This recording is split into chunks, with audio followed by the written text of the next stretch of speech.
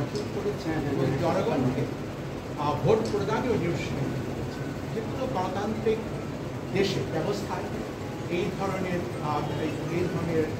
চেষ্টা হতে পারে, মানে পক্ষ বিপক্ষ থাকতে পারে। তো আমাদের ভোট নিয়ে কোনো সংকটটি হচ্ছে রাজনীতি। আমি মনে করি রাজনীতি যদি আরও সুস্থ ধারায় প্রবাহিত হয় আগামীতে হয়তো ভোটের যে স্বল্পতার যে সমস্যাটি আছে এগুলো কাটিয়ে উঠবে। যে কোনো গণতান্ত্রিক দেশে যারা ভোটার তাদেরকে স্বশাসন বুঝতে হবে। স্বশাসন হচ্ছে নিজেকে শাসন করবে তাদের নির্বাচিত প্রতিনিধিদের মাধ্যমে। এটা হচ্ছে সচেতনতা, এটাই হচ্ছে গণতন্ত্রের একটি গুরুত্বপূর্ণ শিক্ষা। তো সেই দিক থেকে আমরা আশা করি আগামীতে রাজনীতিতে যে সংকটটা রয়েছে সেটা অবশ্যই একটা সময় কাটিয়ে ওঠা যাবে এবং সুস্থ ধারায় দেশের সামগ্রিক রাজনীতি প্রভাবিত হবে।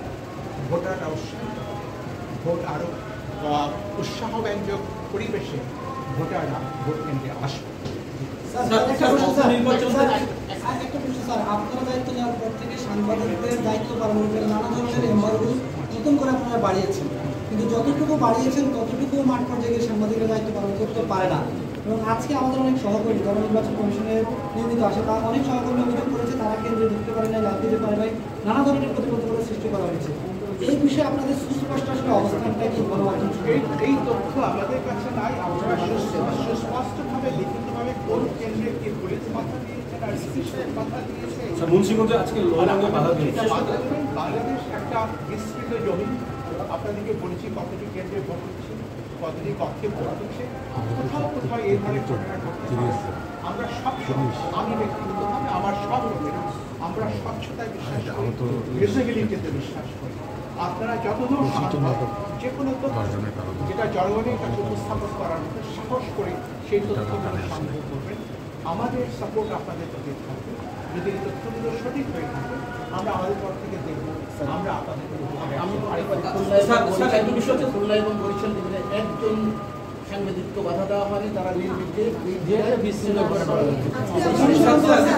যারা বাধা দিচ্ছেন তারা বলছেন যে কমিশনের নির্দেশে তারা এটা করছেন। সাংবাদিক প্রবেশের যে নিষেধাজ্ঞা কমিশনের নির্দেশে বলছেন তারা।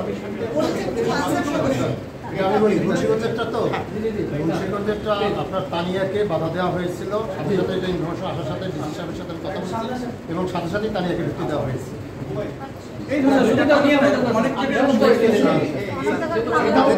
হাজারের মধ্যে একটা জায়গায়